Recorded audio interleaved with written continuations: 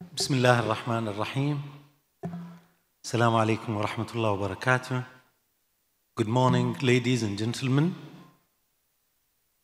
Thank you for coming. It's my pleasure to welcome you for the second day of our International Congress of the WPA, Thematic Congress. And I hope that you have enjoyed yesterday very interesting and inspiring presentations. I'm Mufid Raouf. I'm a psychiatrist, and I was privileged to be the master of the ceremony, and I will chair the first session, inshallah. This conference is looking for enriching knowledge, skills, and experience by having a variety of international speakers and national and regional speakers. And it's intended to give a meaningful educational sessions to so many.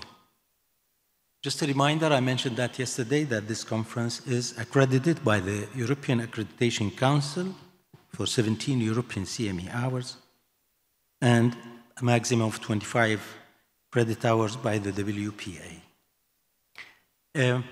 In helping to make this conference a reality, we have to extend our appreciation to those who participated and make it possible. Lundbeck as the diamond sponsor, Janssen as the platinum sponsor, Asino as the gold sponsor, Hikma as the gold sponsor, Spimako as the bronze sponsor, and Exaltis as the bronze sponsor. Conference exhibitors, Profarma Medical Supplies, Ream Hospital. The conference consists of 3 tracks. Track 1 will be held here. I will be chairing the session. Track 2 will be in the auditorium in the lobby floor, chaired by Professor Thomas Schulz, the chairman and director of the Institute of Psychiatric Phenometric and Genometics. And track 3 will be in the meeting quarter 1 to 3, 3rd floor, and the chairperson will be Dr. Aisha Dufairi, consultant psychiatrist at the Behavioral Science Pavilion, Sheikh Khalifa Medical City.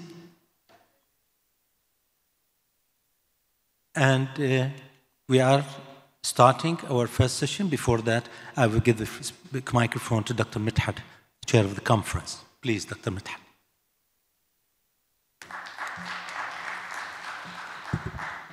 Thank you very much, Dr. Mufid. I wanted to welcome you again on the second day of the conference. Thank God yesterday was full up to the last moment at 8:30 in the evening. It was interactive, and we have all the 3 halls full.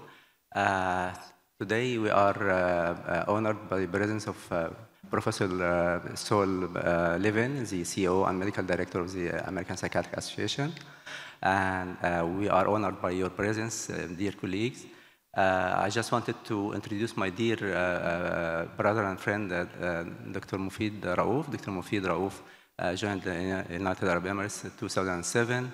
Dr. Mufid has lots of interest, and he is interested in music therapy and in psychology as well. He has PhD in psychology, and I'm always mentioning that he is the one who bought the milestones for the residency program in Sheikh Khalifa Medical City, and he has lots of the activities, and we are honored by his presence. He's a consultant psychiatrist, and he's going to chair the next session. So please welcome with me, Dr. Mufid. Thank you so much. Thank you so much, Professor Midhat, for the kind and nice presentation. You are humbling me. Okay, so without further delay, we will start with our first session, and we will have 2 speakers. It's my pleasure to introduce the first speaker, Professor Jigna Scott, who is a consultant psychiatrist, specializes in general adult psychiatry, old age psychiatry, as well as liaison psychiatry. She completed her training in the UK, and she has psychiatry as well, worked on inpatient wards and as a community psychiatrist. She has a keen interest in medical education, and she has been teaching mental health communication skills in Europe for over 10 years. And she's interested in research, particularly around improving mental health services for the wider public and promoting mental health. She currently holds the role of clinical assistant professor at Ajman University College of Medicine. Please welcome Dr. Jigna.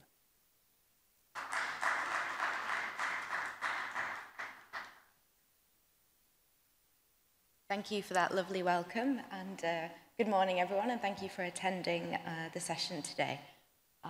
Okay, so today I'm going to talk about a research project that I conducted in the UK.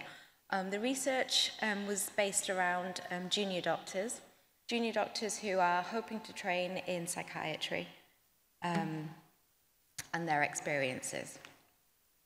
So this was the paper. It was published in Medical Teacher. So if anybody's interested in reading the article, the reference is there. Okay. So a little bit of a background into training and psychiatry, training itself. In the UK, psychiatry still remains an unpopular choice for the training track. Some years ago, there was a research done, and medical students were asked to rank which specialty or the likelihood of which specialty they would choose, and psychiatry, only 14% of students would choose psychiatry at that time. So the Royal College of Psychiatrists in the UK have been working on ways of promoting mental health, promoting the psychiatry as a specialty, and they've been running a campaign. It's called Choose Psychiatry. It's been running for a number of years, and it's gained popularity. They run a number of sessions with students, junior doctors, aimed at promoting mental health and the profession and the specialty. We know that numbers are improving. More junior doctors are signing up to psychiatry training. However, we're just about getting there, and the aim is to improve the numbers so that we can have the best candidates and therefore the best psychiatrists for the future. So this project is about what encourages junior doctors to choose psychiatry. Okay, so a little bit of a background on the UK training system, just for those who are not familiar with the UK training system. Once a student finishes medical school, they finish their MBBS, they enter the training program. So they first start with the first box, Foundation Year 1 and 2. I think a little bit of a delay here. I think you can see the first box, Foundation Year 1 and 2. During those 2 years, all junior doctors are entered into rotations. They complete 6 4-month rotations. Now, depending on which area they are in the UK, it's either given to them as a set of 6 placements or 3 and then 3, with not a great deal of wiggle room. There are, thank you. There are many psychiatry placements, and the number of placements in psychiatry have increased over the years. During that time, the junior doctors, they get experience in psychiatry. They get to work with the teams, the consultants, the nurses. They're placed in a number of different situations, whether it be inpatient, community, or specialty units such as eating disorders. So this study is looking at those foundation doctors. Once they've completed their foundation training, they enter a selection process where they choose which specialty they would like to specialize in. So that might be psychiatry, which is where I hope they would all want to be. It may well be internal medicine, GP, etc. They have to go through a application process and interview process. So at that point, if any junior doctor is interested in psychiatry, they must also show a commitment to the specialty itself. So the junior doctors are encouraged to take part in projects, research, clinical contact whilst in their foundation year. So the idea of this project is to find out whether their foundation year placements are adequate, what else can be improved, and also finding out a little bit about what it is that encourages students, junior doctors, to then choose psychiatry. So the aims of the project were quite broad. We've broken them down into these points here about the experience itself. We wanted to know the positives as well as the negatives of the experience that they were having. We wanted to know what they would like more of, also what they would like less of as well. And the idea and the aim of this project was to produce guidelines for the Royal College of Psychiatrists, which can then be shared countrywide. So again, a little bit more background of the project itself. We conducted 11 focus groups throughout England. As many of you might know, that the UK is split up into England, Scotland, Wales, and Northern Ireland. Each individual region has their own health education body, and so we worked with Health Education England, and therefore our project was aimed at the English foundation schools. So we asked the junior doctors to volunteer their attendance to the focus groups. We provided a lunch. We brought pizza, which always brings in the junior doctors. The inclusion criteria, it was quite broad. If they've done a psychiatry 4-month placement in the year prior to the focus group, or whether they were in a placement at the moment, or whether they had just completed one. And the exclusion criteria was around if they hadn't done a psychiatry placement at all, or if it had been over a year.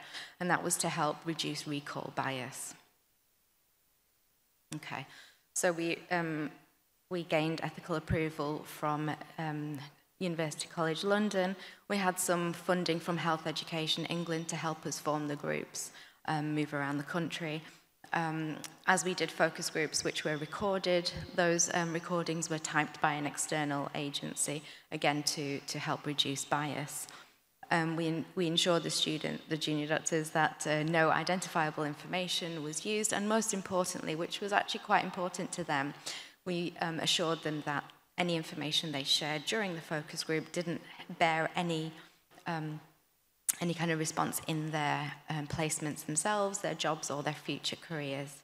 And this helped them share some of their negative experiences and be open and honest about their real thoughts and feelings. Okay, so we formed a semi-structured interview. It was based on previous research done in the area, and we used some the validated questionnaires that we used previously. We used a framework analysis to generate the themes. The themes are currently, and the guidelines are on the Royal College website, and I'll show you the link a little bit later.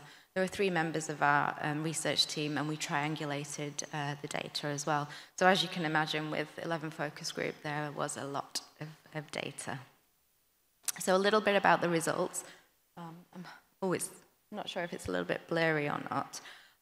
So the demographics, the demographics and the age range, essentially, we matched to the national statistics according to the GMC of all foundation doctors. We found that our group was representative of foundation doctors as a whole. So we were quite happy that all the doctors were represented in terms of gender and age. We had over 15 hours of transcripts of conversation, which was quite a lot of data, but then that improved the validity of the data. Okay, so from the data itself, we identified 12 themes. They're generally quite broad themes, and they had subsections in between them. The junior doctors had a lot to say. So as you can see the themes on the board.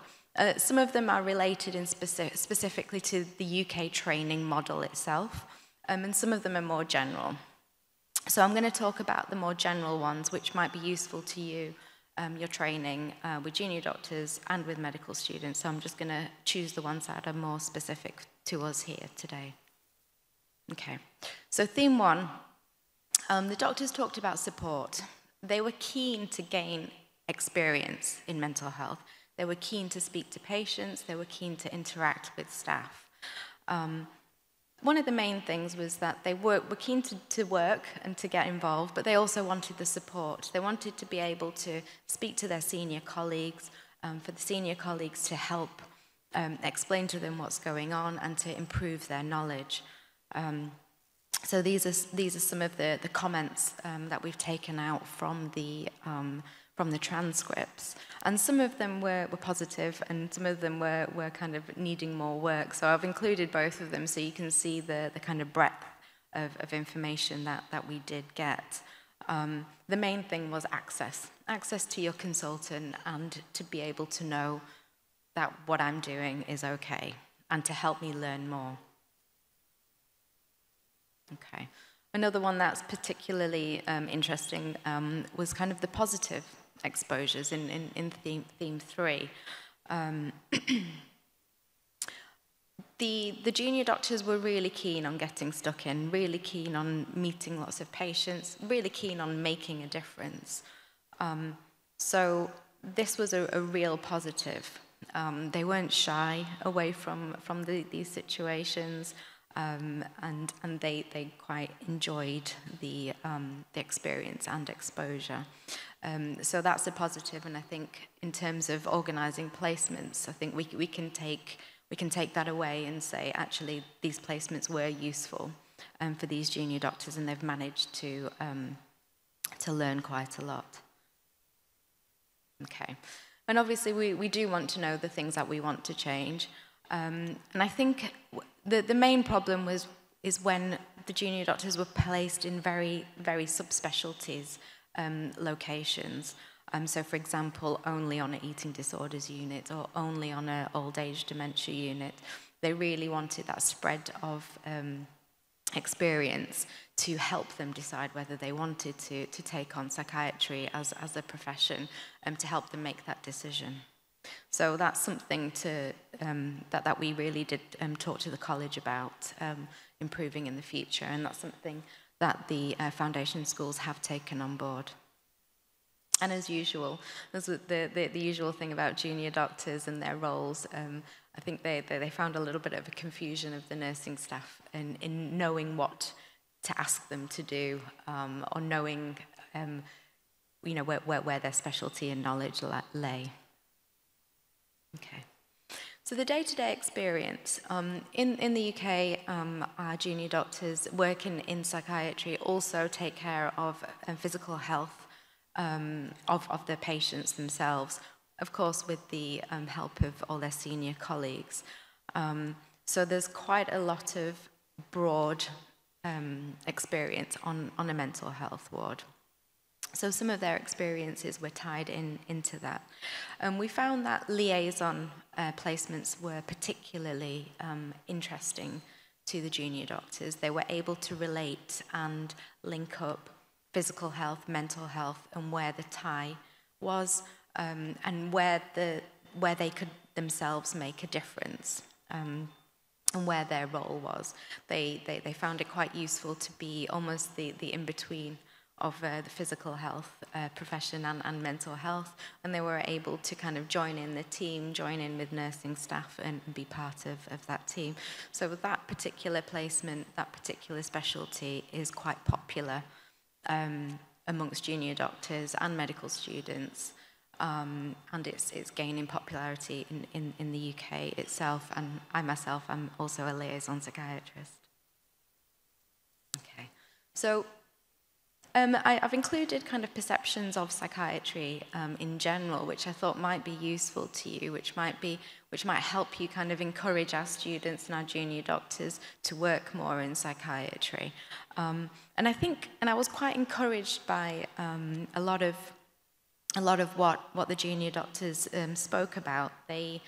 They appreciated the fact that we spend more time with our patients. They appreciated the fact that we got to know our patients quite well, and actually that they trusted us.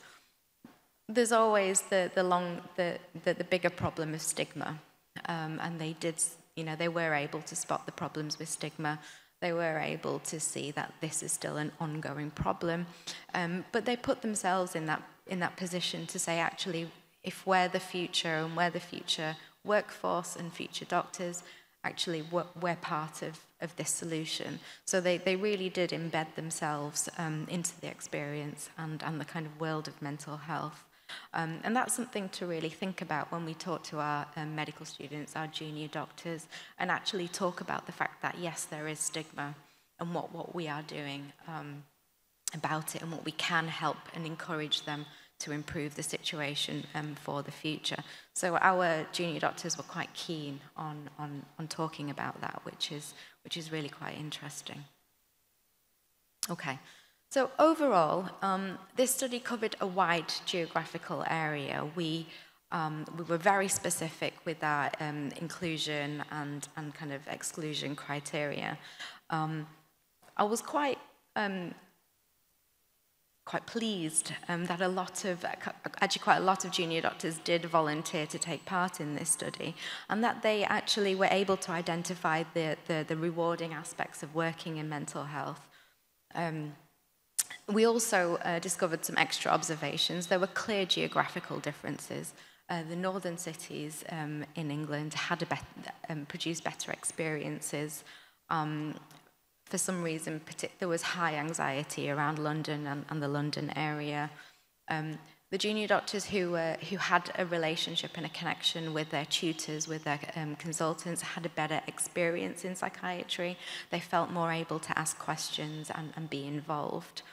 And as an up-to-date figure, for 2020-21, the fill rate for core training is now 99%. And this is going back, if we go back to maybe 7 years, it was only around 70%. So this is a huge increase and a huge difference. And I think that's mainly in part of the Choose Psychiatry campaign, but also some of the things that we found in this study as well.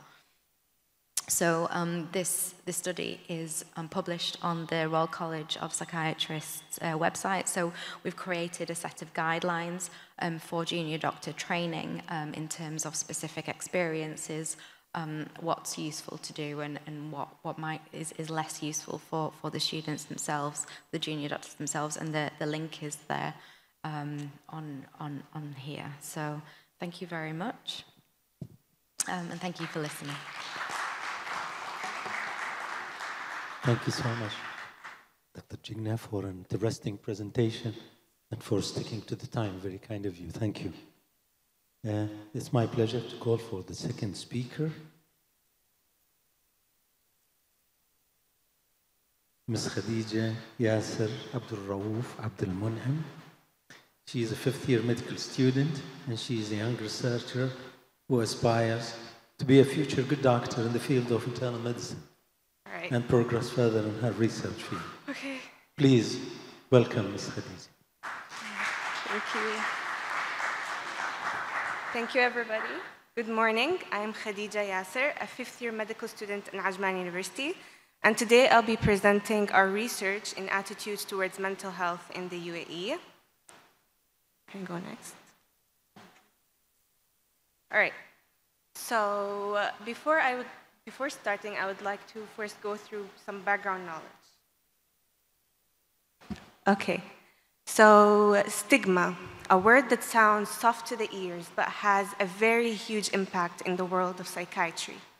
Did you know that stigma isn't actually an English word? Unlike many medical terms, stigma has a Greek origin. It means to carve, to mark as a sign of shame, punishment, and disgrace. And according to the American Psychiatric Association, stigma comes from the lack of understanding or fear, both of which can come from the mispresentation or of mental illness by the media. The public may accept medical or genetic nature of a mental health disorder and the need of the treatment, but people may still view it as negative. This was said by The Lancet, published on 2016. So we had to find more information, more statistics about mental illnesses and about stigma. So we looked for the worldwide statistics, and according to the World Health Organization, 1 in every 8 people in the world live with mental disorder, or about 970 million people in the world, most of which they do not have access to effective care. And if we look at the suicide rates around the world, we'd find that they would be increasing. And the highest, which we found, was around 40 per 100,000, which raises the question, is stigma the reason with which why people don't seek help? Is it the reason with which increasing in mental illness disorders is happening? Is it the reason with which suicide is increasing? Therefore, we had to study stigma even further. Now, we also looked for statistics locally, and unfortunately, we did not find any statistics at all about anxiety and depression. Therefore, we had to look through that when we studied it. But we found other studies about anxiety and depression in relation to other disorders or diseases like COVID-19. So, raising the question again, is stigma still a problem in the UAE? According to Cleveland Clinic Abu Dhabi, even though there has been an improvement and a greater acceptance and understanding of mental illnesses in the recent years, there is still stigma or a sense of shame attached to having a mental illness. The stigma comes from the general public's lack of understanding about this mental illness. So, stigma, does it only affect the people who have mental illnesses, or who does it affect? Is it their family members? Is it the people around them? So according to the American Psychiatric Association, stigma does not only affect individuals with mental illnesses, but also the loved ones who support them, often including their family members. This sparked the idea of our research. We had to understand more the connection between family and stigma. We had to connect them, so we came up with our research title, Attitudes Towards Mental Health Problems in a Sample of United Arab Emirates Residents. And me and my colleagues, Ahmed Bani Bella, Hajar Jamal Tir, Noor Al-Qadiri, our professor, Gabriel Andrade, and Dr. Dalia Bidawi, we published this research on the 18th of November 2022 in the Middle East Current Psychiatry Journal. We first started by getting ethical approval, and the research protocol were approved by Ajman University's Institutional Review Board in order to comply with the ethical requirements. None of the authors have anything to disclose. Now, starting off with the methods, we had 3 important sections. First, with the demographics, we separated into age, gender, nationality, and residency. Then coming to the attitudes towards mental health scale, which is the main chunk of the research. It is around 35 items containing 3 key sections. The first section reflects the attitudes towards community views. For example, my community views mental health problems as something to be kept secret. Second comes the internal shame factors, like I would blame myself for my problems. Third comes the reflected shame factors, like I would worry that I would be letting my family's honor down. These items were arranged in a Likert scale from 1 being completely disagree to 5 being completely agree. The higher the score someone got, the more negative attitudes towards mental health they had. The last scale we used was the family value scale, which contains 14 items. And there's more to the family value scale than just what it contains. It was actually initially designed to measure the influence of modernization and urbanization on the family values, as well as attitudes and behaviors of urban and rural Greeks. The expectation being that more urbanized individuals would hold more individualistic family values, whereas rural individuals would maintain more collectivistic and traditional family values. So there were statements like mother's place is at home, or problems should be resolved within the family, or if the father is the breadwinner. And again, these statements were arranged in a Likert scale, 1 being completely disagree, 5 being completely agree, and the higher score indicates a greater adherence to family values. We got 201 responses, and it was arranged in the following demographics. Ethnicity separated into both Arabs and non-Arabs. Arabs representing around 71% and non-Arabs 29%. The place of residency in the UAE, which was around 59% in the Northern Emirates. The gender female represented the highest in our research. Around 63% were female. The mean age in our results were 24.6 years, around 25 years. All right, so as you can see, this is the graph for attitudes towards mental health. All right, so the lowest score represented over here, it is 35, meaning they have the most positive attitude towards mental health. The highest score was 175 out of 175, meaning they had the most negative attitude towards mental health. The graph is slightly negatively skewed, which is preferred in this case because it shows that more people chose more positive attitudes towards mental health. Therefore, it shows that there's some sort of improvement in the way we think about mental health right now, even though it's slight and it's not that obvious, but there is improvement. All right. Then there is the family value scale. The lowest value was 140 out of 70, which shows least adherence to family values, and the highest value was 70 out of 70, which shows the most adherence to family values. Now over here, this graph shows that it's completely, like, you can see that it's skewed very clearly, meaning that more individuals have higher adherence to the family values. And because of its skewedness, we had to use a non-parametric test to compare the genders with the adherence to family values shown on this slide. So we wanted to find if there was some sort of connection between genders and family values using a non-parametric test. We found that gender has a statistically significant association with family value scale, showing that over here you can see the males' side is really high, higher score than females. Therefore, males show higher adherence to family values than females. Now, the most important result was to compare attitudes towards mental health with family values, which we wanted to reach at the end.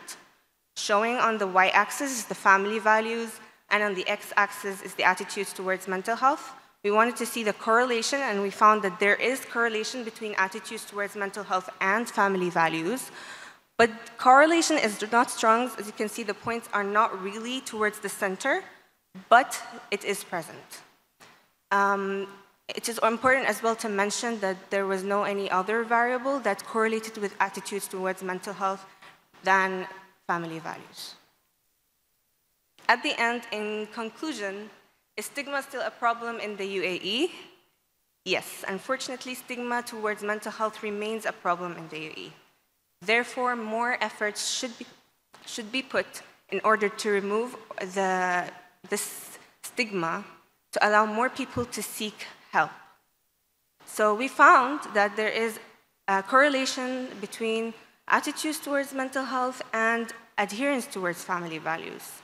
We also found that males have a higher adherence to family values than females, which may mean that males have more negative attitudes towards mental health. There isn't a direct correlation, but it may indicate that.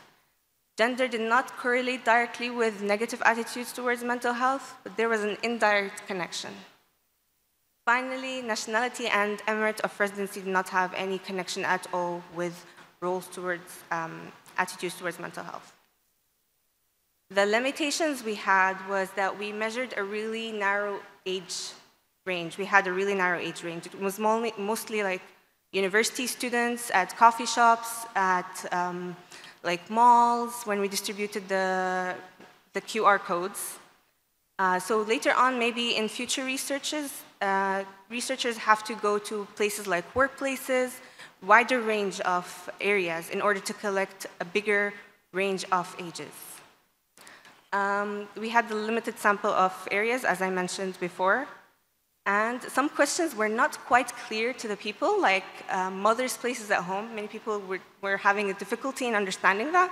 Maybe in the future, people should just clarify this statement more. Finally, I think it's clear now that more research should be done about stigma in the UAE. It's very not explained as much as we want it to be, because it's a very important topic. My own suggestion is that I think people should talk more about their mental health experiences. I think it makes people more understanding, or think that it's okay to have someone, if there is someone else that feels the same way. And according to the American Psychiatric Association, about 3 in 4 young teens seeking information online about depression said they were looking for personal anecdotes from people who had suffered in the past. Meaning, if families would talk to their kids about their mental health experience, if friends, like in uni when we have exams, we're really stressed, if we talk to each other, if we talk to our doctors, it's gonna become better and stigma is gonna go away, or at least become better. Also, organize more campaigns or conferences like the one we are doing right now. This shows some sort of improvement in the way we think about mental health. Lastly, advertise mental health-related issues even more, while normalizing it through social media websites and many other ways and campaigns. Thank you very much. These are my references. Yes, thank you for listening. Thank you so much. Thank you, Ms. Khadija. Please be seated there. There. And I would call Dr. Jigna also to the stage. Thank you. That was very interesting and inspiring. Stigma issue that we all are aware of, and we do suffer with ourselves, with our patients, clients, society. And just for your information, it's not only in our region, it's all over the world, wherever you go. Mental health problems, that's how I like to call them, mental health problems, rather than mental illness. And I'm praying, you know, I have been an old advocate for rephrasing our terms. I don't know whom to address. The APA, the Royal College, somebody need to change this term, mental illness. It has to be rephrased. It needs to be rephrased if you want to build up a future of more healthy people and more transparent communication. And we call it psychological disorders, psychological conditions, wherever that's more benign. Thank you to the speakers, and the floor is open now for any questions or comments. It will be a pleasure. Please, microphones, Shabab. Yes.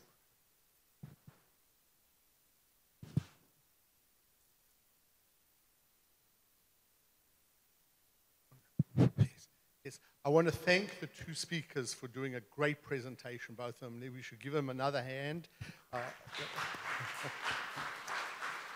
So I'm going to have one quick question for the first speaker, and that was, what made you think that, or not what you think, how did you feel when you began to look at the results that the students that went into psychiatry and a rotation, that they all came out having a very positive view? And what was it about that that they really came out positive? And then for the second speaker, thank you for bringing it to attention. The American Psychiatric Association is about to start a multi-million-dollar campaign in the United States to move away from the word stigma. The only diseases I knew many years ago that would say stigma would be HIV/AIDS and women with breast cancers. Today, they are now normalized as to any other illness, and we're now about to start doing a massive public affairs campaign, and we ask you to join us on it. So I really want to thank the second speaker as well, because I think if you reframe that health is just with mental health and mental health is with health, and that is just another disease like diabetes, hypertension, and yes, we may not have the great knowledge yet, but it is coming very clearly from the field of research, including out of the UAE. So I'd love you to say what's your next study going to be in order to reframe the issue away from the word stigma, seeing it as a positive disease. Okay. Is that on?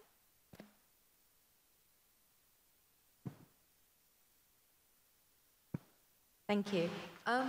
The question around the research and the encouragement with the positive responses, I've worked in mental health and psychiatry for 15 years. I've been teaching students for over 10 years. And so I do work closely with the junior doctors, with students. And there has been a change over the years. And in terms of stigma, I'm happy to say that that's improving as well in the attitudes in general. It was encouraging to hear positive remarks around working in mental health. Specifically, that kind of recognition that us as psychiatrists, us as mental health workers, the fact that we do spend more time with our patients, and that recognition of actually it does make a difference to our patients. And it makes a world of a difference that we spend more time than the 10 minutes a general practitioner might only have. And the fact that we do have that extra time, which we do need. I think that was hugely encouraging for that to be recognized, because I think in the past, when I first started working in mental health, that wasn't quite as recognized, and it was seen as, oh, psychiatrists spend too much time, they waste too much time, what do they do anyway? So I was happy to see that change. The research did show a lot of negative aspects as well, I think, from those doctors who may be not wanting to work in mental health and still had some stigma themselves around the subject. It wasn't quite as fast-paced for some doctors, and that was seen as being negative for them. But I was very encouraged to see the fact that it was further skewed in a positive direction. We have actually done a secondary analysis on this research, and where we've conducted a discourse analysis to actually look at the language used. And what we have found is there's a positive correlation with positive language, and the negative language is very dispersed and not really any relationship. So actually the discourse analysis is really helpful as well. That's yet to be published. Thank you.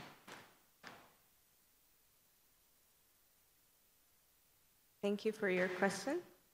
So I think the next step was to find out actually how many people suffer from anxiety and depression. And after we do that, maybe we should find out, do they actually seek help or not? So I think we should collect data about people in universities, people in workplaces. Do they have anxiety or depression? And then we should as well collect responses about, do they actually seek help? Do they talk?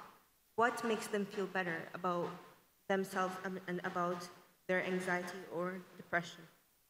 So these studies should be done in order to know, where do we lie in our society right now, how many people suffer from these diseases, and how can we make it better? How can we remove the stigma from our public society? Thank you. Allow me to thank Dr. Shaul Lieven. Actually, we are honored and privileged to have him with us. This nice gentleman I just met in the morning, he introduced himself to me. He said, I'm Shaul Lieven. And it resonates in my mind. I always receive emails from this name. And after we departed, I remembered that he used to be the president of the American Psychiatric Association. Currently, he is the CEO and the medical director of the American Psychiatric Association. I mean, being a fellow, we receive regular emails. Please, an applause to Dr. Lieven. Okay.